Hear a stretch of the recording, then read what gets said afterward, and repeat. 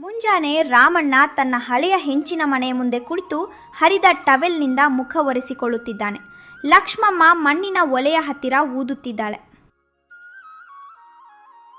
ಏನ್ರಿ, ಒಲೆಯಲ್ಲಿ ಬೆಂಕಿ ಹತ್ಕೊಳ್ತಲೇ ಇಲ್ಲ. ಇದ್ದ ಕಡ್ಡಿ ಕಸಗಳು ಕೂಡ ನೆನ್ನೆ ಮಳೆಗೆ ನೆನೆದು ಹೋಗಿವೆ. ಇವತ್ತು ಮತ್ತೆ ಗಂಜಿಯೇ ಕುಡಿಬೇಕಾ? ನಮ್ಮ ಗೋದಾವರಿ ತೀರದಲ್ಲಿರುವ ಎಲ್ಲರ ಹೊಟ್ಟೆ ತುಂಬಿಸುವ ಆ ದೇವರು ನಮ್ಮನ್ನು ಯಾಕೆ ಹೀಗೆ ಪರೀಕ್ಷಿಸುತ್ತಿದ್ದಾನೋ ಏನೋ. ಏನೋ ಲಕ್ಷ್ಮಿ, ಆ ಗೋದಾವರಿ ತಾಯಿ ನಮ್ಮನ್ನು ಇನ್ನು ಎಷ್ಟು ಪರೀಕ್ಷೆ ಮಾಡುತ್ತಾಳೋ. ನನ್ನ ಹತ್ತಿರವಿರುವ ವಿದ್ಯೆ 4 ಜನರ ಹೊಟ್ಟೆ ತುಂಬಿಸುತ್ತದೆ. ಆದರೆ ನಿನಗೊಂದು ರೇಷ್ಮೆ ಸೀರೆ ಕೊಡಿಸುವ ಶಕ್ತಿ ಕೂಡ ನನಗೆ ನೀಡುತ್ತಿಲ್ಲ.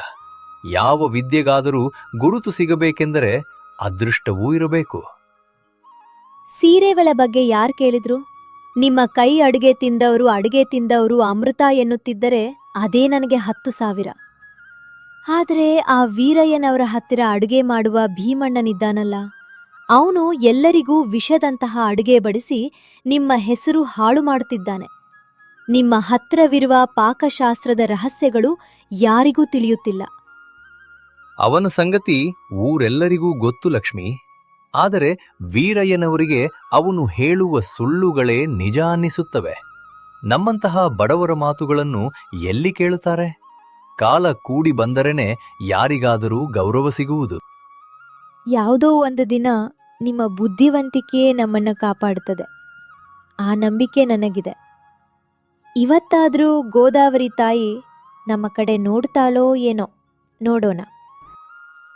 ಮಧ್ಯಾಹ್ನ ವೀರಯ್ಯ ತನ್ನ ಮನೆಯ ಮುಂದೆ ಕುರ್ಚಿಯಲ್ಲಿ ಕುಳಿತಿರ್ತಾನೆ. ಅಷ್ಟರಲ್ಲೇ ಸೋಮನಾಥ ವರ್ಮ ಅವರು ಬರ್ತಾರೆ. ಏನು ವೀರಯ್ಯ, ನಿನಗೆ ಪುತ್ರ ಸಂತಾನವಾಗಿದೆ ಎಂದು ತಿಳಿದು ಆಶೀರ್ವದಿಸಲು ಬಂದೆ. ನಿನ್ನ ವೈಭವದ ಬಗ್ಗೆ ನಮ್ಮ ಊರೆಲ್ಲ ಆಡಿಕೊಳ್ಳುತ್ತಿದ್ದಾರೆ. ಹಾಗಾದರೆ ಇವತ್ತು ಔತಣಕೂಟ ಹೇಗಿರಲಿದೆ? ರುಚಿಕರವಾದ ಅಡುಗೆ ತಿನ್ನಬೇಕೆಂದು ನಾಲಿಗೆ ತಹತಹಿಸುತ್ತಿದೆ. ವರ್ಮಾ ಅವರೇ, ನಿಮ್ಮ ಆಗಮನ ನಮಗೆ ಎಷ್ಟೋ ಸಂತೋಷ ತಂದಿದೆ.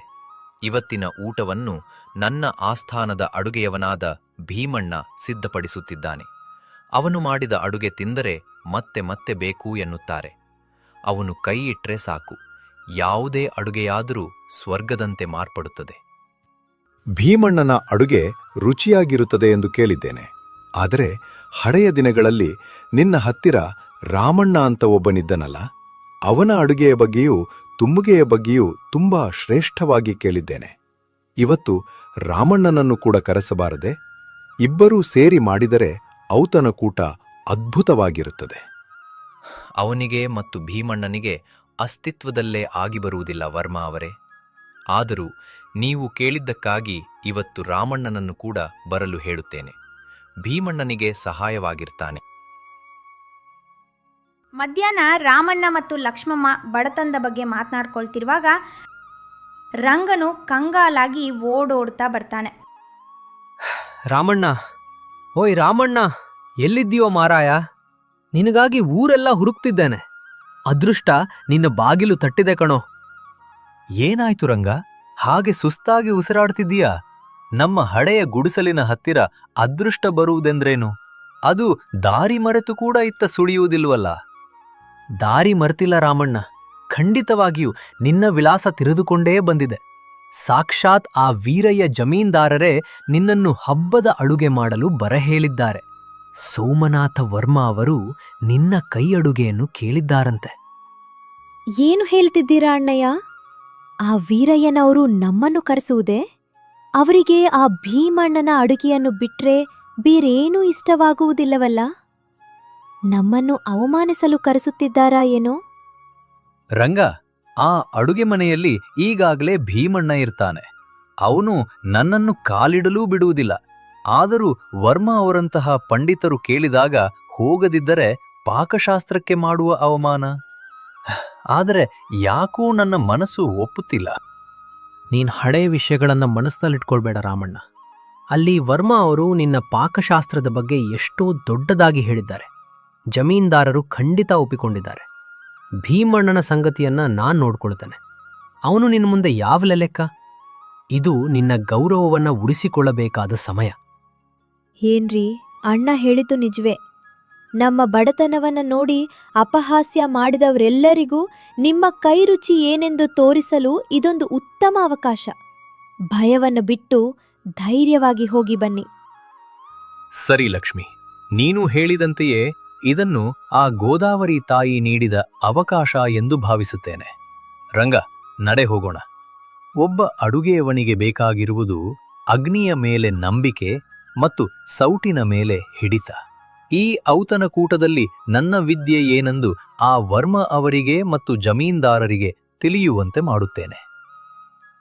ಸಾಯಂಕಾಲ ಅಡುಗೆ ಮನೆಯಲ್ಲಿ ಒಲೆಗಳು ಉರಿಯುತ್ತಿವೆ. ಭೀಮಣ್ಣ ಪಾಯಸವನ್ನು ಮಾಡುತ್ತಿದ್ದಾನೆ. ರಾಮಣ್ಣ ಸಾಂಬಾರನ್ನು ಸಿದ್ಧಪಡಿಸುತ್ತಿದ್ದಾನೆ. ಏ ರಾಮಣ್ಣ, ಆ ಸಾಂಬಾರಿನ ಮೇಲೆ ಅಷ್ಟೊಂದು ಶ್ರದ್ಧೆ ಯಾಕೆ? ಎಲ್ರೂ ನನ್ನ ಪಾಯಸದ ಕಡೆ ನೋಡ್ತಾರೆ. ಈ ಔತಣಕೂಟದಲ್ಲಿ ನನಗೆ ಸ್ವರ್ಣ ಕಂಕಣ ಸಿಗುವುದು ಖಚಿತ. ನೀನು ಕೇವಲ ಆ ತರಕಾರಿಗಳನ್ನು ಹೆಚ್ಚಿ ಪಕ್ಕದಲ್ಲಿ ಇಡು ಅಷ್ಟೇ. ಭೀಮಣ್ಣನವರೇ, ಅಡುಗೆಯಲ್ಲಿ ಸ್ಪರ್ಧೆ ಇರಬಾರದು, ತೃಪ್ತಿ ಇರಬೇಕು. ಸಾಂಬಾರಿನಲ್ಲಿ ತರಕಾರಿ ತುಂಡುಗಳು ಸರಿಯಾಗಿ ಬೆಂದಿವೆ. ನೀವು ಪಾಯಸದಲ್ಲಿ ಬೆಲ್ಲ ಹಾಕುವಾಗ ಜಾಗ್ರತೆ, ಹಾಲು ಒಡೆಯುವ ಸಾಧ್ಯತೆ ಇದೆ. ನನಗ್ ಪಾಠ ಹೇಳ್ಬೇಡ, ನನ್ನ ಅಡುಗೆಯಲ್ಲಿ ನಾನೇ ಶ್ರೇಷ್ಠ. ಸರಿ, ಆದ್ರೆ ಹೊಯ್ರಯ್ಯನವರು ನಿನಗಾಗಿ ಕಾಯ್ತಿದ್ದಾರೆ. ಏನೋ ಕೇಳ್ಬೇಕಂತೆ, ಹೋಗ್ಬಾ. ಸರಿ ಭೀಮಣ್ಣನವರೇ, ಸಾಂಬಾರು ಒಲೆಯ ಮೇಲಿದೆ, ಜಾಗೃತಿಯಾಗಿ ನೋಡ್ಕೊಳ್ಳಿ. ನಾನು ಇಷ್ಟರಲ್ಲೇ ಹೋಗ್ಬರ್ತೇನೆ. ರಾಮಣ್ಣ ಹೊರಗೆ ಹೋಗ್ತಾನೆ. ಭೀಮಣ್ಣನು ರಾಮಣ್ಣನ ಸಾಂಬಾರನ್ನು ಹಾಳು ಮಾಡಲು ಸಂಚು ಹೂಡುತ್ತಾನೆ ತಾನೆ. ಇದೇ ಅಲ್ವೇ ನನಗ್ ಬೇಕಾದ ಸಮಯ. ಅವನು ಮಾಡಿದ ಈ ಸಾಂಬಾರನ್ನು ಎಲ್ಲರೂ ಅಮೃತ ಅಂತಾರಲ್ಲ, ಈಗೇನ್ ಮಾಡ್ತಾರೆಂದು ನೋಡ್ತೇನೆ. ತನ್ನ ಜೇಬಿನಿಂದ ತೆಗೆದ ಹಾಗಕಾಯಿ ರಸವನ್ನು ಮತ್ತು ಕೆಲವು ಕಹಿ ಬೇರುಗಳ ರಸವನ್ನು ಸಾಂಬಾರಿನಲ್ಲಿ ಬೆರೆಸಿಬಿಡುತ್ತಾನೆ. ಇದನ್ನು ತಿಂದರೆ ವರ್ಮ ಅವರಿಗೆ ರಾಮಣ್ಣ ಅಂದ್ರೆ ಏನೆಂದು ತಿಳಿಯುತ್ತದೆ. ರಾತ್ರಿ ರಾಮಣ್ಣ ತಿರುಗಿ ಅಡುಗೆ ಮನೆಗೆ ಬರುತ್ತಾನೆ. ಭೀಮಣ್ಣ ಎಲ್ಲೂ ಕಾಣಿಸುವುದಿಲ್ಲ. ಅವನ ಪಾಯಸ ಒಲೆಯ ಮೇಲೆಯೇ ಇದೆ. ಭೀಮಣ್ಣ ಎಲ್ಲಿಗೆ ಹೋದ? ಪಾಯಸವನ್ನು ಒಳೆಯ ಮೇಲೆಯೇ ಬಿಟ್ಟು ಹೋಗಿದ್ದಾನೆ. ಸಾಂಬಾರಿನ ಹತ್ತಿರ ಹೋಗುತ್ತಿದ್ದಂತೆ ಏನೋ ವ್ಯತ್ಯಾಸ ಅನ್ನಿಸುತ್ತಿದೆ. ಈ ಸಾಂಬಾರಿನ ವಾಸನೆ ಯಾಕೆ ಹೀಗೆ ಬರುತ್ತಿದೆ? ಹಳ್ಳಿಯ ಸಾಂಬಾರಿನಲ್ಲಿ ಇರಬೇಕಾದ ಘಮ ಘಮಗಳು ಹೋಗಿ ಯಾವುದೋ ಕಹಿ ವಾಸನೆ ಬರುತ್ತಿದೆ. ಅಷ್ಟರಲ್ಲೇ ರಂಗನು ಅಡಿಗೆ ಮನೆಗೆ ಬರುತ್ತಾನೆ. ಏನಾಯ್ತು ರಾಮಣ್ಣ, ಮುಖವನ್ನು ಹಾಗೆ ಇಟ್ಕೊಂಡಿದ್ಯಾ? ಊಟದ ಸಮಯ ಹತ್ತಿರವಾಗುತ್ತಿದೆ. ರಂಗ, ಈ ಸಾಂಬಾರಿನಲ್ಲಿ ಯಾರೋ ಕಹಿ ಬೆರೆಸಿದ್ದಾರೆ. ಇದು ಖಂಡಿತವಾಗಿಯೂ ಭೀಮಣ್ಣನ ಕೆಲಸವೇ. ಇಷ್ಟೊಂದು ದೊಡ್ಡ ಔತಣಕೂಟದಲ್ಲಿ ಹೀಗಾದರೆ ವೀರಯ್ಯನವರ ಮರ್ಯಾದೆ ಹೋಗುತ್ತದೆ, ನನ್ನ ಪ್ರಾಣವೂ ಹೋಗುತ್ತದೆ. ಈಗ ಹೊಸ್ದಾಗಿ ಅಡಿಗೆ ಮಾಡಲು ಸಮಯವಿಲ್ಲ. ಮತ್ತೀಗ ಏನ್ ಮಾಡೋದು? ಕಹಿ ಸಾಂಬಾರು ತಿಂದರೆ ವರ್ಮ ಅವರು ಕೋಪಗೊಳ್ತಾರೆ. ಹೆದರ್ಬೇಡ ರಂಗ, ಒಬ್ಬ ಅಡುಗೆಯವನಿಗೆ ಬೇಕಾಗಿರುವುದು ಕೇವಲ ರುಚಿ ಮಾತ್ರವಲ್ಲ, ಆಪತ್ಕಾಲದಲ್ಲಿ ಕಾಪಾಡುವ ಸಮಯ ಪ್ರಜ್ಞೆ ಕೂಡ. ಆ ಕಹಿಯನ್ನು ಹೋಗಲಾಡಿಸುವ ದಾರಿ ನನ್ನ ಹತ್ತಿರವಿದೆ. ರಾಮಣ್ಣ ಅಡುಗೆ ಮನೆಯಲ್ಲಿ ಹುಡುಕಿದಾಗ ಕೆಲವು ಸೌತೆಕಾಯಿಗಳು, ಹುಣಿಸೆ ಹಣ್ಣು, ಹಳೆಯ ಬೆಲ್ಲ ಮತ್ತು ಎಳ್ಳು ಸಿಗುತ್ತವೆ. ರಂಗ, ನೀನು ತಕ್ಷಣ ಹೋಗಿ ನಮ್ಮ ಮನೆಯಲ್ಲಿರುವ ಆ ವನಮೂಲಿಕೆಯ ಪುಡಿ ಮತ್ತು ಸ್ವಲ್ಪ ಹುರಿದ ಮೆಂತ್ಯದ ಪುಡಿಯನ್ನು ತೆಗೆದುಕೊಂಡು ಬಾ. ನಾನು ಈ ಕಹಿಯನ್ನು ಮುರಿಯುವ ಉಪಾಯ ಮಾಡುತ್ತೇನೆ. ರಾಮಣ್ಣ ಆ ಸಾಂಬಾರಿನಲ್ಲಿ ಕೆಲವು ಸೌತೆಕಾಯಿ ತುಂಡುಗಳನ್ನು ಬೇಯಿಸಿ ಹಾಕುತ್ತಾನೆ. ಅವು ಒಳಗಿರುವ ವಿಷದಂತಿರುವ ಕಹಿಯನ್ನು ಹೀರಿಕೊಳ್ಳುತ್ತವೆ. ಆ ಬಳಿಕ ಆ ತುಂಡುಗಳನ್ನು ತೆಗೆದುಹಾಕಿ ಸ್ವಲ್ಪ ಹೆಚ್ಚು ಹುಣಿಸೆ ಹಣ್ಣಿನ ರಸ, ಇನ್ನು ಸ್ವಲ್ಪ ಹುರಿದ ಎಳ್ಳಿನ ಪುಡಿ ಮತ್ತು ಬೆಲ್ಲದ ಅಚ್ಚನ್ನು ಬೆರೆಸುತ್ತಾನೆ. ಈಗ ರುಚಿ ನೋಡು ರಂಗ. ಅರೆ, ಕಹಿ ಎಲ್ಲಿಗೋಯ್ತು? ಹುಳಿ, ಸಿಹಿ, ಖಾರ ಎಲ್ಲ ಸೇರಿ ಅದ್ಭುತವಾದ ರುಚಿ ಬರುತ್ತಿದೆ. ಇದು ಅಸಲಿಗೆ ಸಾಂಬಾರೋ ಅಥವಾ ಅಮೃತವೋ? ರಾಮಣ್ಣ, ನೀನು ಮನುಷ್ಯನಲ್ಲ ಕಣೋ, ಮಹಾನುಭಾವ. ಅಡುಗೆ ಮಾಡುವುದರಲ್ಲಿ ನಿನ್ನನ್ನು ಮೀರಿಸುವವರು ಯಾರೂ ಇಲ್ಲ. ಹಬ್ಬ, ಗಂಡಾಂತರ ಕಲೆಯಿತು.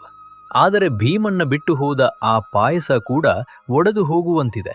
ಅವನಿಗೆ ಸಲಹೆ ನೀಡೋಣವೆಂದರೆ ಕೇಳುವ ಸ್ಥಿತಿಯಲ್ಲಿ ಅವನಿಲ್ಲ. ಸೋಮನಾಥ ವರ್ಮ ಮತ್ತು ವೀರಯ್ಯ ಊಟಕ್ಕೆ ಕುಳಿತುಕೊಳ್ತಾರೆ. ಭೀಮಣ್ಣನು ಗರ್ವದಿಂದ ಸಾಂಬಾರನನ್ನು ಬಡಿಸ್ತಾನೆ. ವರ್ಮಾ ಅವರೇ, ಈ ಸಾಂಬಾರನ್ನ ನಮ್ಮ ರಾಮಣ್ಣ ವಿಶೇಷವಾಗಿ ತಯಾರಿಸಿದ್ದಾನೆ. ಇದರ ರುಚಿ ನೋಡಿ ಹೇಗಿದೆ ಎಂದು ಹೇಳಿ. ಈಗ ಬಾಯಿ ಕಹಿಯಾಗುವುದು ಖಚಿತ. ನೋಡಿ ವರ್ಮಾ ಅವರೇ, ನನ್ನ ಅಡುಗೆಯವನಾದ ಭೀಮಣ್ಣ ಎಷ್ಟು ಒಳ್ಳೆಯವನೋ. ತನಗೆ ಹೆಸರು ಬಂದರೂ ಬರೆದಿದ್ದರೂ ರಾಮಣ್ಣನಿಗೆ ಅವಕಾಶ ನೀಡಿದ್ದಾನೆ. ಸೋಮನಾಥ ವರ್ಮ ಅವರು ರಾಮಣ್ಣ ಮಾಡಿದ ಅಡುಗೆಯನ್ನು ಒಂದು ತುತ್ತು ತಿಂದು ಕಣ್ಣು ಮುಚ್ಚಿಕೊಳ್ತಾರೆ. ಎಲ್ಲರೂ ಕಂಗಾಲಾಗಿ ನೋಡುತ್ತಾರೆ. ಹಠಾತ್ತನೆ ಕಣ್ಣು ತೆರೆದು, ಆಹಾ, ಅಮೋಘ, ಅದ್ಭುತ ವೀರಯ್ಯ! ಈ ಸಾಂಬಾರಿನಲ್ಲಿ ಏನೋ ವಿಚಿತ್ರ ರುಚಿ ಇದೆ. ಇದು ಸಾಮಾನ್ಯ ಅಡುಗೆಯಲ್ಲ. ಕಹಿಯಾಗಿರಬೇಕಾದ ತುಂಡುಗಳೇ ಇಷ್ಟೊಂದು ಸಿಹಿಯಾಗಿ ಹೇಗೆ ಬದಲಾದವು? ಇದರಲ್ಲಿ ಹಾಕಿದ ಮಸಾಲೆಯಾದರೂ ಏನು? ನನ್ನ ಜೀವನದಲ್ಲೇ ಇಂತಹ ರುಚಿಕರವಾದ ಸಾಂಬಾರನ್ನು ತಿಂದಿಲ್ಲ. ನಿಜವೇ ವರ್ಮಾ ಅವರೇ? ಭೀಮಣ್ಣ, ನೀನು ಮಾಡಿದ ಪಾಯಸ ಎಲ್ಲಿದೆ? ಅದನ್ನು ಕೂಡ ಬಡಿಸು. ಅಸಲಿ ರುಚಿ ಅದರಲ್ಲಿದೆ ಎಂದಿದ್ದೀಯಲ್ಲವೇ? ಭೀಮಣ್ಣ ಪಾಯಸವನ್ನು ಬಡಿಸುತ್ತಾನೆ. ಆದರೆ ಅದನ್ನು ಬಾಯಿಗೆ ಇಡುತ್ತಲೇ ವರ್ಮ ಅವರು ಮುಖವನ್ನು ಅಡ್ಡಲಾಗಿ ತಿರುಗಿಸಿಕೊಳ್ಳುತ್ತಾರೆ. ಛೀ, ಇದೇನು ಪಾಯಸ? ಹಾಲು ಒಡೆದು ಹೋಗಿ ನೀರಿನಂತಿದೆ. ಒಳಗಿರುವ ಬೆಲ್ಲ ಕೂಡ ಸರಿಯಾಗಿ ಕರಗಿಲ್ಲ. ಭೀಮಣ್ಣ, ನಿನಗೆ ಕನಿಷ್ಠ ಪಾಯಸ ಮಾಡುವುದೂ ಬರುವುದಿಲ್ಲದಿಲ್ಲವೇ? ಸಾಂಬಾರು ಮಾಡಿದ ರಾಮಣ್ಣ ಎಲ್ಲಿದ್ದಾನೆ? ನೀನೆಲ್ಲಿದ್ದೀಯಾನೆ? ಅದು ರಾಮಣ್ಣನಿಂದಲೇ ಪ್ರಭು.